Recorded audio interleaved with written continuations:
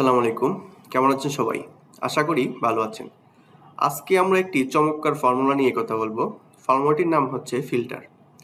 একটু এইদিকে চার্টটির উপরে লক্ষ্য করুন। দেখেন এইখানে প্রোডাক্ট ওয়াইজ কিছু স্টক আছে, স্টকের কোয়ান্টিটি আছে। ঠিক আছে? এখন দেখেন এই কোয়ান্টিটিগুলোর মধ্যে কিন্তু জিরো আছে বেশ কিছু। এই প্রোডাক্টগুলোর জিরো স্টক, মানে স্টক নাই।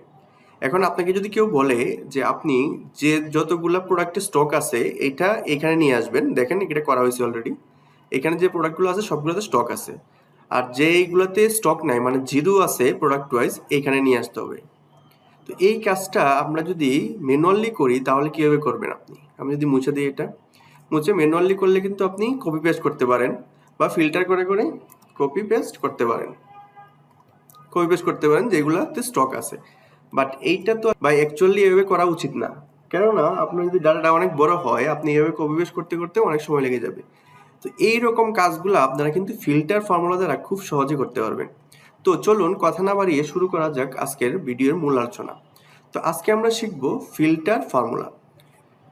ফিল্টার ফর্মুলাটি আমরা কিভাবে লিখি একটু দেখি।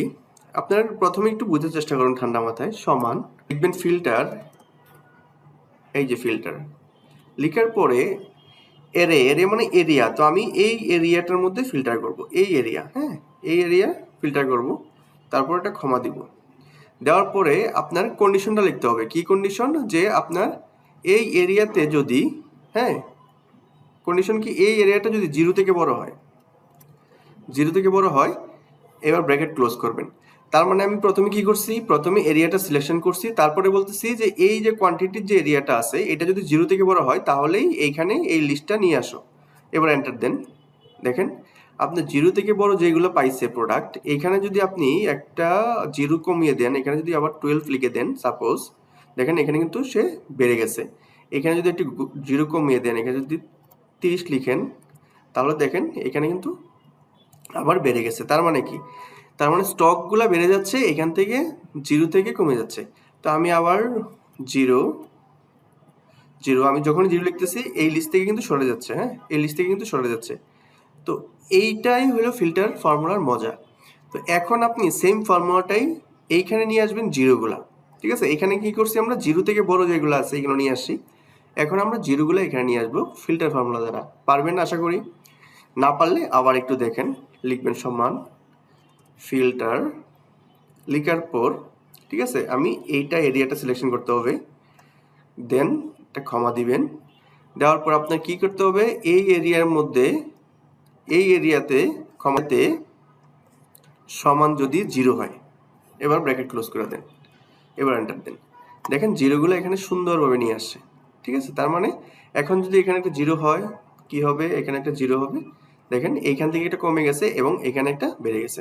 তো ফিল্টার ফর্মুলা দ্বারা আমরা এই কাজগুলো খুব সহজে করতে পারি এবং অনেক অল্প সময় করতে পারি। খুব বড় বড় ডাটা থেকেও আমরা খুব সহজে সর্ট করতে পারি।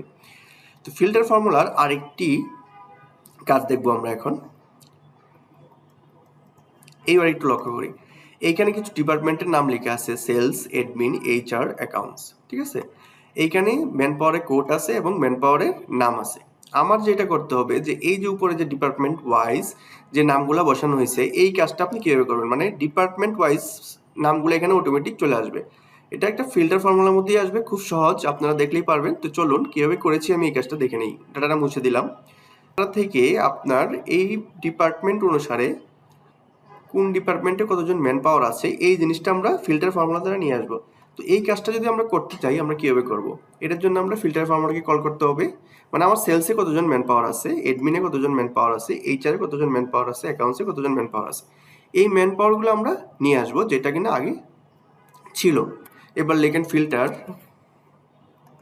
লেখার পর আমি কি নিয়ে আসবো, ম্যান পাওয়ার। এই যে ম্যান পাওয়ারটা প্রথম থেকে শেষ পর্যন্ত সিলেকশন করলাম, সিলেকশন করে একটা ব্র্যাকেট F4 দিয়ে একটা লক দিব, হ্যাঁ F4 দিয়ে লক। এবার একটা ক্ষমা দিব। দেওয়ার পর আমি কি করব, আমি এই ডিপার্টমেন্টগুলা প্রথম থেকে শেষ পর্যন্ত সিলেকশন করলাম, আবার F4 দিয়ে একটা লক করব। লক করে এই ডিপার্টমেন্টগুলো সমান যদি, হ্যাঁ এটা হয়, এবার এন্টার প্রেস করুন। মানে এইখানে যে ডিপার্টমেন্টটা আছে এইখানে যদি এই ডিপার্টমেন্টটা থাকে তাহলে এর ম্যান পাওয়ারটা নিচে নিচে নিয়ে আসো। এই ফর্মেটের মানে হলো এটা। এবার এন্টার প্রেস করেন, দেখেন সুন্দরভাবে কিন্তু চলে আসছে। এবার ফর্মুলা টান দেন, দেখেন আপনার কোন ডিপার্টমেন্টে সেলসে কতজন আছে 7 জন। এবার আপনি